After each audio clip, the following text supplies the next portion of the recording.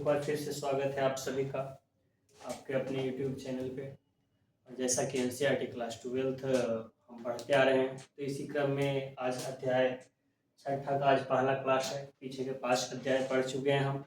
तो अगर आपने अभी तक पीछे का क्लास नहीं किया है तो आप जाकर के पीछे का क्लास कर सकते हैं, ठीक है। तो अभी तक हम भारत में जो राजनीति व्यवस्था का जो था, आज़ादी के बाद भारत की राजनीतिक स्थिति क्या रहती है, हम उसके बारे में पढ़ रहे हैं, ठीक है। तो इसी क्रम में आज का चैप्टर में हमको पढ़ना है लोकतांत्रिक व्यवस्था का संकट। तो भारत में लोकतंत्र का संकट कब आया? तो लोकतंत्र सबसे पहले अगर जानेंगे कि लोकतंत्र क्या होता है, तो अब्राहम लिंकन का आप कथन सुने हुए हैं कि लोकतंत्र जनता का जनता के लिए और जनता के द्वारा किया गया शासन है, ठीक है। तो उसी में जो है जनता के बजाय अगर शासक या फिर जनता के बजाय जो राजनेता जिसे हम चुनते हैं अपने प्रतिनिधि के रूप में अपने ऊपर शासन करने के लिए, अगर इसके द्वारा तानाशाही रवैया या फिर लोकतंत्र के मूल्यों का हनन किया जाता है तो उसी को लोकतांत्रिक संकट बोल सकते हैं। तो देखते हैं ऐसा क्या देखने को मिलता है भारतीय राजनीतिक व्यवस्था में जिसे हम लोकतांत्रिक संकट के रूप में जानते हैं। ऐसा क्या किस प्रकार का व्यवस्था दिखा जिसको हम लोकतांत्रिक संकट का नाम दे दिए? आखिर कौन सी समस्या आन पड़ी हमारे देश में, ठीक है। चलिए तो उसी को बारीकी से अध्ययन करेंगे और सबसे पहले देखेंगे उस लोकतांत्रिक संकट में दिखता है आपातकाल, है ना। 1970-1980 के दशक में जो आपातकाल आया था, है ना। 1980 के दशक में जो आपातकाल लागू किया गया था 1974 में 12 जून, उसी का बात कर रहे हैं ना, सॉरी 25 जून को, है ना। उसी का हम बात करेंगे इसमें आपातकाल। और वही आपातकाल में लोकतंत्र व्यवस्था जहाँ जनता सब कुछ सर्वे सर्वा होती है, जनता के अधिकार कर्तव्य सब कुछ का यहाँ आलोचना होता है और सब कुछ का उल्लंघन किया जाता है। तो एक तरीके से लोकतांत्रिक सरकार जो जनता द्वारा चुनी गई थी, जनता पर तानाशाही स्थिति अपनाती है, इसी कारण इसको लोकतांत्रिक संकट कहते हैं। लेकिन यहाँ तो हम सिर्फ आलोचना करते चले गए सरकार का, सिर्फ आलोचना हम एक तरफा करते चले गए। क्या यह कहना उचित है? आखिर ये लोकतांत्रिक संकट या फिर आपातकाल की जो स्थिति आई वो किन परिस्थिति में आपातकाल लगाया गया था? तो देखिए इसी प्रकार का कुछ क्वेश्चन एनसीईआरटी में भी है कि आपातकाल क्यों लागू किया गया था, क्या ऐसा करना जरूरी था? बिना आपातकाल के भी तो लोकतांत्रिक व्यवस्था आगे बढ़ाया जा सकता था। उसके बाद आपातकाल लागू करने का व्यावहारिक अर्थ क्या था, मतलब किस प्रकार से कौन ऐसी स्थिति आन पड़ी जिसके कारण आपातकाल लागू किया गया और आपातकाल के दौरान किस प्रकार की घटनाएं देखने को मिलती, किस प्रकार का कार्य प्रणाली दिखता है उस समय, ठीक है। दलगत राजनीति के लिहाज से आपातकाल के क्या परिणाम हुए? दलगत राजनीति मतलब किसी एक दल का प्रभुत्व देखा जाए तो, है ना, या फिर बहुत सारे दल जब आते हैं राजनीति में तो उसका परिणाम क्या निकलता है आगे चल करके आपातकाल के कारण। और उसके बाद आपातकाल से भारतीय लोकतंत्र ने क्या सबक सीखा, है ना। जानते हैं कि कोई भी समस्या आता है तो समस्याएं जो है इंसानों को बहुत कुछ सिखा करके चल जाती है ना। ठोकर हमेशा कुछ ना कुछ नए सीख दे करके जाता है। वो कहते हैं ना कि जितना आप किताबों से नहीं सीख जाते हैं उतना जिंदगी ठोकरों से सिखा देती है, ठीक है। तो चलिए आगे बढ़ते हैं और आपातकाल की पृष्ठभूमि देखते हैं सबसे पहले कि आपातकाल आखिरकार तैयार करने के पीछे का कारण क्या रहता है ना, इसका पृष्ठभूमि किस प्रकार से, आधार कैसे तैयार होता है सबसे पहले। तो जैसा कि देख लिए पीछे के क्लास में हम 1967 के चुनाव एक देखे थे, ठीक है। 1967 के चुनाव के बाद आगे के वर्ष में फिर 71 में भी चुनाव होता है, लोकसभा पूर्व भंग कर दिया जाता है डी के द्वारा, है ना। और पहले ही चुनाव का आयोजन किया जाता है और इसमें इंदिरा गांधी आ गई थी बहुमत में, और इतना इंदिरा गांधी को सीट 375 सीट के आसपास जीती थी इंदिरा गांधी और ये क्या बोले भारतीय कम्युनिस्ट पार्टी, है ना, communist party of India CPI, ये दोनों मिलकर के 375 सीट के आसपास जीत चुकी थी, ठीक है। तो एक तरीके से इंदिरा गांधी जो थी वो पीछे के चैप्टर क्लास में हम देख चुके हैं, पिछला अध्याय में हम देख चुके हैं कि इंदिरा गांधी किस प्रकार से भारतीय राष्ट्रीय कांग्रेस जो अपना प्रभुत्व धीरे धीरे खोता चला जा रहा था उसको दोबारा प्रभुत्व को लाने का कार्य करती है ना, और एक राष्ट्रीय नेता के रूप में उभर करके आएंगे उसमें। लेकिन हम उसी टाइम हम ये भी चर्चा किए होंगे कि इंदिरा गांधी लोकतंत्र में दोबारा मजबूती से आई किस कारण। तो एक नारा दी थी गरीबी हटाओ, ठीक है। गरीबी हटाओ सिर्फ नारा नहीं दी थी, गरीबी उत्थान के लिए बहुत सारा वो कार्य भी की थी। उसका झुकाव जो समाजवादी की तरफ ज़्यादा चला गया था।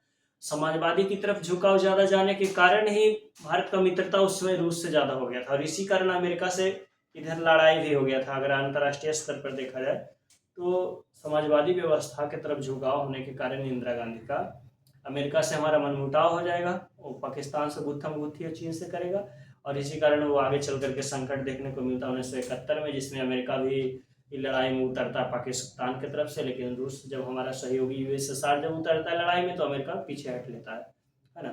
लेकिन कहीं ना कहीं देखा जाता है तो वही समाजवादी जो झुकाव बढ़ता है इंदिरा गांधी का, इसी कारण वो समस्या देखने को मिलता है अंतर्राष्ट्रीय स्तर पर थोड़ा सा दिखा। तो ठीक है, तो इंदिरा गांधी नई कांग्रेस की स्थापना कर चुकी थी, लेकिन वो नया कांग्रेस जो था ना, वो पुराने वाले कांग्रेस से थोड़ा सा डिफरेंट था। पुराना वाला कांग्रेस में बहुत विचारधारा के लोग रहते थे, लेकिन इसमें विचारधारा एक था क्या, गरीबी उत्थान, स्पष्ट विचारधारा दिख गया था कि समाजवादी विचारधारा है कांग्रेस का। ठीक है, जैसे प्रीवी पर समाप्त करना, पेंशन राजाओं को बंद करना, भूमि सुधार करना, बैंकों का राष्ट्रीयकरण करना, ये सब कार्य जितना दिख रहा था, या फिर वो अन्नदान योजना, ग्रामीण क्षेत्र में आवास मुहैया कराना गरीबों को, ये सबसे स्पष्ट दिख रहा था कि वो गरीबों के लिए कार्य कर रही है इंदिरा गांधी। मतलब एक तरफा झुकाव हो जाता है। जो अभी कांग्रेस, जो पहले के कांग्रेस थी, कई सारे विचारधाराओं का समूह था, संपूर्ण भारत के मसलों को अपने साथ लेकर के चल रहा था। कोई भी समस्या आती थी तो कांग्रेस उसको अपने अंदर समेट करके उसको सॉल्यूशन कर लेती थी। अब उस प्रकार का कांग्रेस अब नहीं रही थी, उसका झुकाव एक तरफा हो चुका था, पूंजीपतियों से शिफ्ट हो चुका था। तो एक तरफा पूंजीपति जो है एक तरीके से कांग्रेस के विरोधी हो गए थे इस रूप में, अगर देखा जाए तो, है ना। तो जब इंदिरा गांधी का स्वरूप चेंज होगा, और जानते हैं महत्वाकांक्षा जनता का जो है वो काफी अधिक होता है। जनता का महत्वाकांक्षा इतना अधिक होता है कि उसको महत्वाकांक्षा की पूर्ति हो ही नहीं सकती, उसको बहुत सारे एक्सपेक्टेशन रहता है अपने राजनेता से। तो इंदिरा गांधी से भी बहुत सारा एक्सपेक्टेशन करके रखी थी जनता, लेकिन इंदिरा गांधी वो एक्सपेक्टेशन पे खरे नहीं उतर पाई। इसी कारण जनता जो है वो विरोध करने को आतुर हो गई, और बहुत सारी समस्याएं होगी, है ना, जिसके कारण विरोध पर उतरेगी जनता, और इंदिरा गांधी अंततः आपातकाल लगाएगी। चलिए, तो पृष्ठभूमि एक एक लाइन बाई लाइन देखेंगे, थोड़ा क्लियर से पता चलेगा। इंदिरा गांधी ताकतवर नेता के रूप में बन करके उभरी थी। दलगत ध्रुवीकरण की स्थिति हो गया था, मतलब दल गुट बन रहा था बहुत सारे। जैसे देखे होंगे इंदिरा गांधी कांग्रेस में ही दो गुट बन चुका था। कांग्रेस रिक्विजिस्ट, जिसमें इंदिरा गांधी जिसका नेतृत्व कर रही थी, एक कांग्रेस और ऑर्गेनाइजेशन ऐसे ही करके था, वो पुराने वाला कांग्रेस जिसमें जो वरिष्ठ नेता सब उसका नेतृत्व कर रहे थे। तो इस प्रकार से कांग्रेस दो पार्ट में टूट चुका था। फिर कम्युनिस्ट विचारधारा के अलग एक पार्टी थी, कम्युनिस्ट भी दो पार्ट में टूट जाता है, माओवादी के रूप में टूट जाता है आगे चल करके। और वही कम्युनिस्ट जो है वो किसान आंदोलन का नेतृत्व करेगा उसी दौरान, और वहीं पर इसे नक्सलवाद का जन्म होगा। ठीक है, तो इस प्रकार से जो बहुत सारा दल में टूट चुका था, और सब दल का अलग अलग मुद्दा चल रहा था उस समय, और जो सत्ता में पार्टी थी उसका भी अलग मुद्दा था, चल रहा था।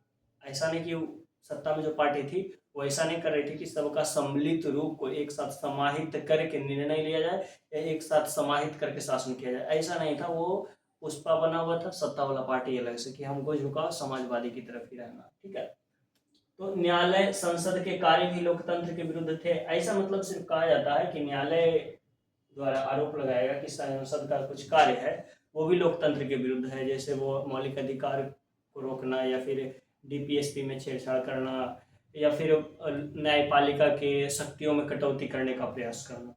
ठीक है, तो इस प्रकार का जो कुछ कार्य किया जा रहा था, उसके द्वारा न्यायालय आरोप लगाया कि संसद जो है वो कार्य लोकतंत्र के विरुद्ध है ना। फिर ये भी संसद भी आरोप लगा देगा न्यायालय पर। न्यायालय जब कुछ उसके अधिकार को कटौती करेगा, संसद कानून लेकर के आएगा, उसको काटेगा, तो न्यायालय को बता देगा कि जो है जनता के चुने गए प्रतिनिधि पर कार्यपालिका दादागिरी दिखा रही है ना। तो दोनों में गुत्थम गुत्थी चलेगा, सांसद और न्यायपालिका में भी, यानी कि ये भी एक कारण हो जाएगा पृष्ठभूमि का। ठीक है, विपक्षी पार्टी राजनीति को व्यक्तिगत रूप से देख रही थी। विपक्षी पार्टी जो थी, मतलब इंदिरा गांधी का ऐसा कहना था कि विपक्षी पार्टी जितना जो है वो हमें पर्सनली हमें टारगेट कर लिया, महिला है इस कारण, या फिर पता नहीं किस कारण, लेकिन हमें पर्सनली टारगेट कर लिया गया। अब देखिए, इसी दौरान और भी कुछ समस्या, जैसे ये तो थी ऑल ओवर देखा जाए तो पृष्ठभूमि, लेकिन अगर देखा जाए तो आर्थिक पृष्ठभूमि भी था। आर्थिक पृष्ठभूमि क्या था, 1971 में गरीबी हटाओ का नारा देकर के आई थी, लेकिन 1972 हो गया था, गरीबी हट गया था, गरीब लोग हट गए थे, लेकिन गरीबी नहीं हटा। ठीक है, गरीबी हटाओ का नारा दी, गरीब लोग हट गए लेकिन गरीबी नहीं हटा, ये समस्या दिख रहा था। फिर बांग्लादेश संकट दिखता है 1971 में।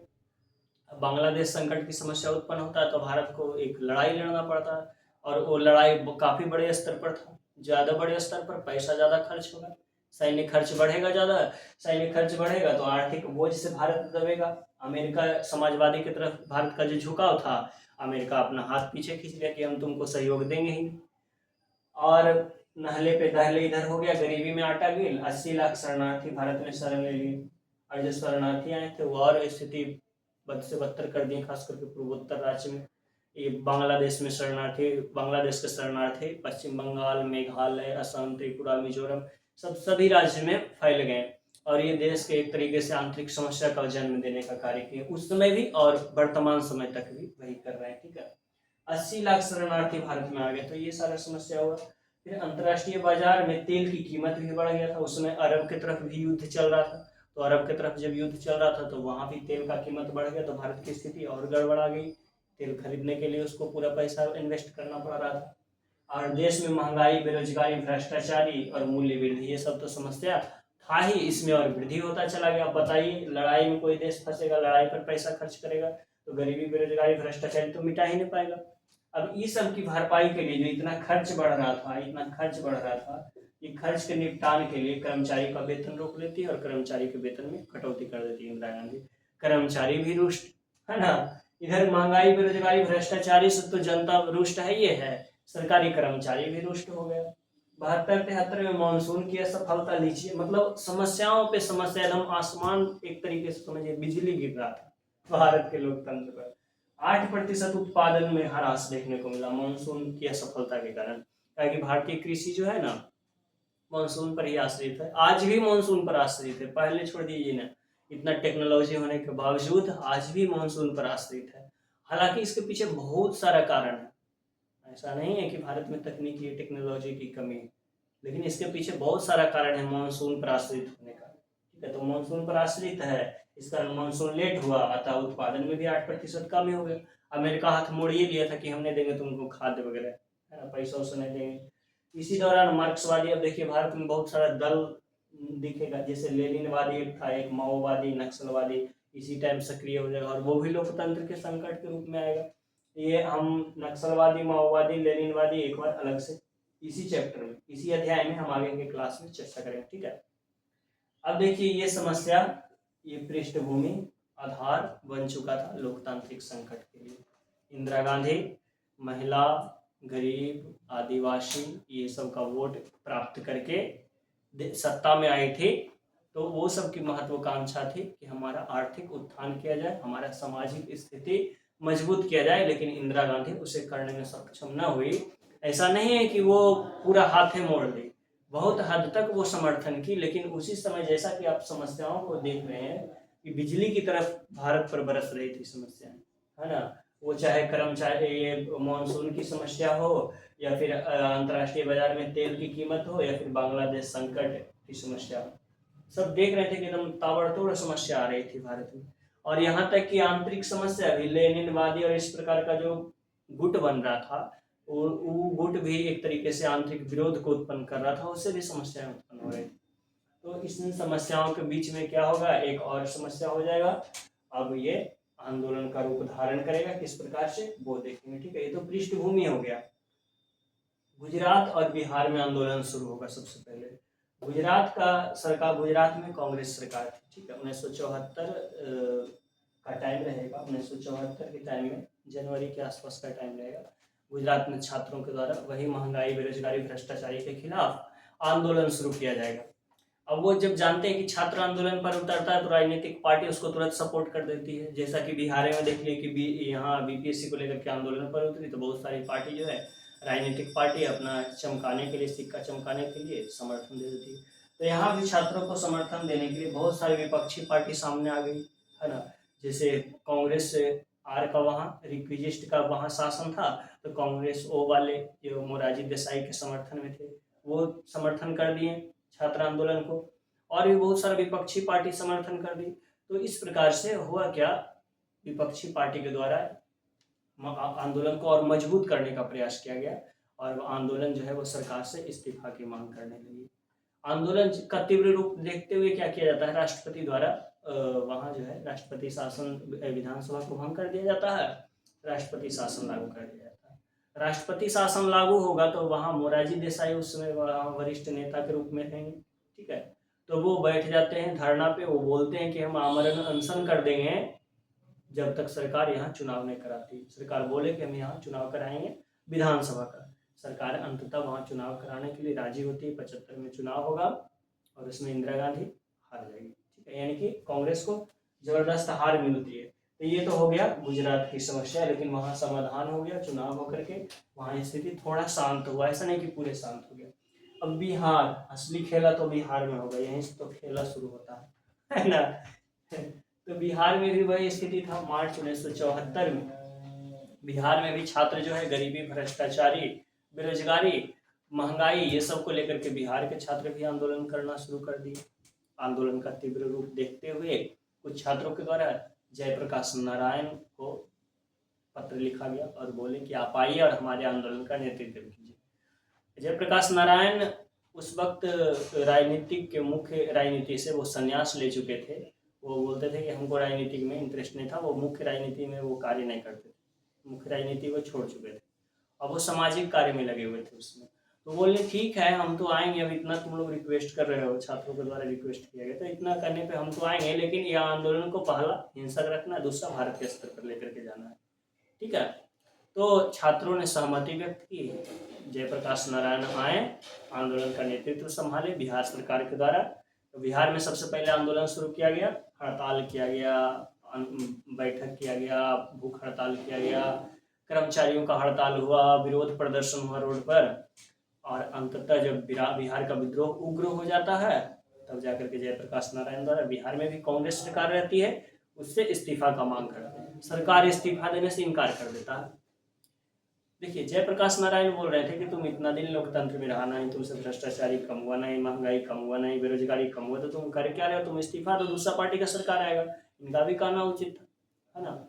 और विपक्षी पार्टी का भी कहना उचित था जो सत्ता में थी कि भाई महंगाई बेरोजगारी आला दिन का चिराग तो है नहीं, घीस दिए तुरंत क्लियर हो गया, उसमें भी टाइम लगता है, तो उसका कहना भी गलत नहीं था। लेकिन जयप्रकाश नारायण अपने बातों पर अड़े रहते हैं, है ना। अंततः जो है वो आंदोलन और उग्र होता चला जाएगा। जयप्रकाश नारायण संपूर्ण क्रांति का आह्वान करेंगे, ठीक है। संपूर्ण क्रांति मतलब सामाजिक, आर्थिक, राजनीतिक सभी क्षेत्र में बदलाव होना चाहिए। सामाजिक, आर्थिक, राजनीतिक, कृषि, उद्योग सभी क्षेत्र में विकास होना चाहिए। सभी क्षेत्र में विकास को लेकर, सभी क्षेत्र में बदलाव को लेकर वो संपूर्ण क्रांति का नारा देते हैं। और संपूर्ण क्रांति का नारा देने के बाद ये इसको बोलते हैं संपूर्ण भारत के स्तर पर फैलाने के लिए संपूर्ण भारतीय नागरिक से आह्वान करते हैं इस आंदोलन में शामिल होने के लिए।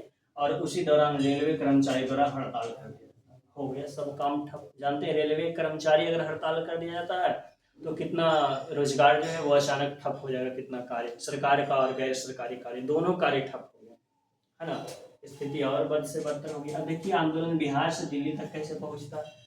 तो 1975 में जेपी ने संसद मार्च किया। संसद मार्च मतलब दिल्ली से बिहार से दिल्ली तक आंदोलन को लेकर के गए। अब कांग्रेस ओ का समर्थन, देखिए विपक्षी पार्टी को समर्थन मिलना स्वाभाविक था, जेपी को कांग्रेस ओ का भी समर्थन मिला, जनसंघ जैसे पार्टी का, कम्युनिस्ट जैसे पार्टी का, विपक्षी पार्टी जितना थे उसमें सबका समर्थन मिला, ठीक है, जेपी को।